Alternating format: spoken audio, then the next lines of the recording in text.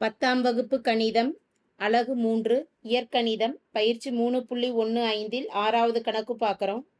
பேருந்து நிலையம் அருகே உள்ள இருசக்கர வாகனம் நிறுத்துமிடத்தில் பெறப்படும் கட்டணத் தொகை பின்வருமாறு. நேரம் மணியில் எக்ஸ்ன்னு கொடுக்கப்பட்டிருக்கு. கட்டணத் தொகையை ஒய் அச்சில் கொடுத்துருக்குறாங்க. ரூபாயில் ஒய்யோட மதிப்புகள்.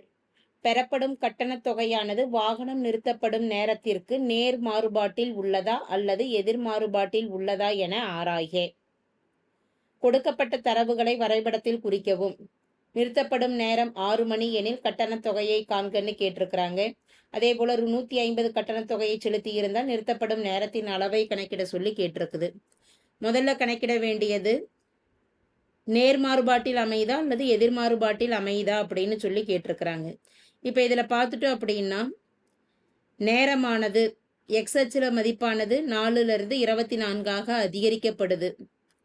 ஒய்யில் இருக்கக்கூடிய கட்டணத் தொகையானது 60லிருந்து 360 அதிகரிக்கப்படுது. ஸோ வாகனம் நிறுத்தப்படும் நேரத்திற்கு நேர் மாறுபாட்டில் உள்ளது.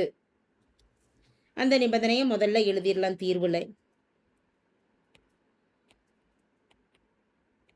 இருசக்கர வாகனம் நிறுத்தமிடத்தில் பெறப்படும் கட்டணத் தொகை பின்வருமாறு. பெறப்படும் கட்டணத் தொகையானது வாகனம் நிறுத்தப்படும் நேரத்திற்கு பெறப்படும் கட்டணத் தொகையானது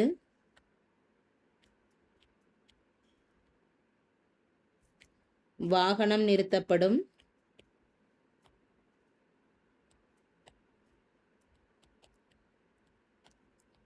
நேரத்திற்கு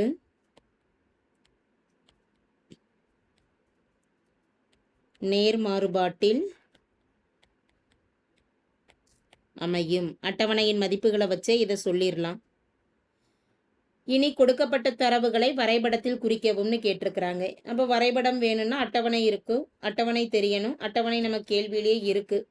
எப்பயும் போல அடுத்து புள்ளிகள் எழுதிக்கிறோம். புள்ளிகளானது என்ன கொடுக்கப்பட்டிருக்கக்கூடிய புள்ளிகள் 4,60, 8,120, 12,180, 24,360. 4 புள்ளிகள் கொடுக்கப்பட்டிருக்கு. ஏற்கனவே நேர் மாறுபாடா எதிர் மாறுபாடான்னு சொல்லிட்டோம். மாறுபாடு எழுதிக்கலாம். நேரம் அதிகரிக்கும் போது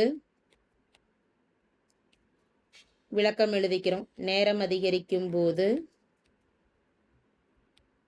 கட்டணத் தொகை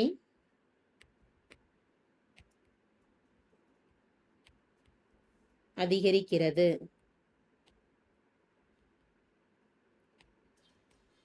எனவே இது நேர் மாறுபாடு ஆகும். அடுத்து மாறிலி. மாறிலி எழுதுறதுக்கு சமன்பாடு எழுதிக்கலாம். நேர் மாறுபாடா இருந்தது அப்படின்னா சமன்பாடு என்ன? k = y/x, அதாவது y = kx. k-யின் மதிப்பை கணக்கிட ஏதாவது ஒரு புள்ளியை பிரதியிடுவோம். முதல் புள்ளியானது 4,60.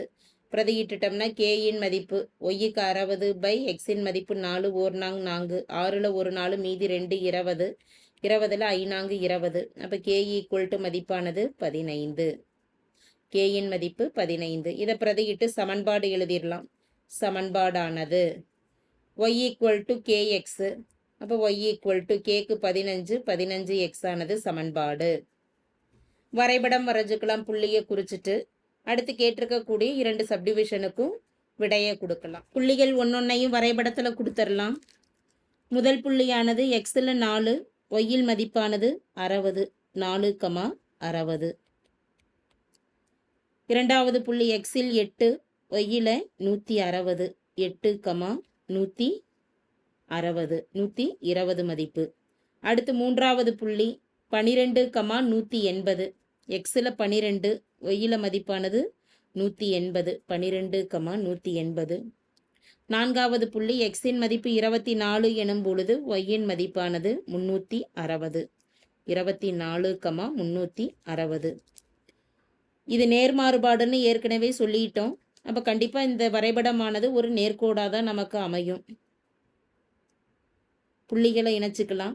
அப்படி புள்ளிகளை இணைக்கிறோம் அப்படிங்கிறப்ப ஒரு நேர்கோடு கிடைக்குது. எக்ஸ் அச்சில் 6லிருந்து நேர்கோட்டுக்கு ஒரு நேர்கோடு வரையணும்.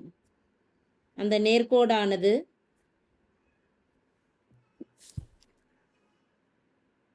நேர்கோட்டிலிருந்து ஒய் அச்சுக்கு எந்த புள்ளியில் சந்திக்குதுன்னு பார்க்கலாம். ஒய் அச்சில் 90ங்கிற புள்ளியில் சந்திக்குது.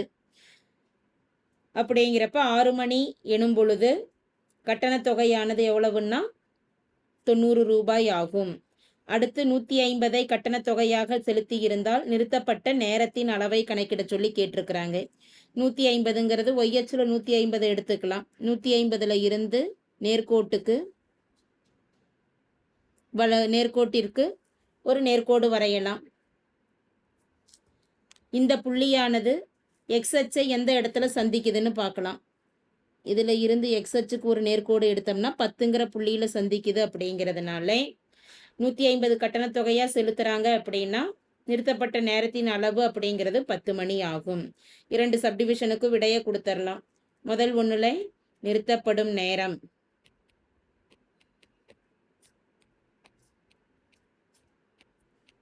ஆறு மணி எனில் கட்டணத்தொகை 90 ரூபாய் ஆகும். அடுத்து இரண்டாவது சப்டிவிஷனில் 150 கட்டணத்தொகையாக செலுத்தினால்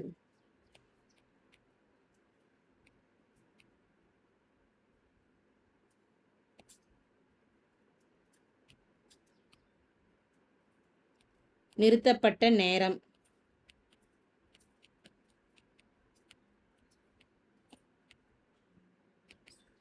10 மணி ஆகும்.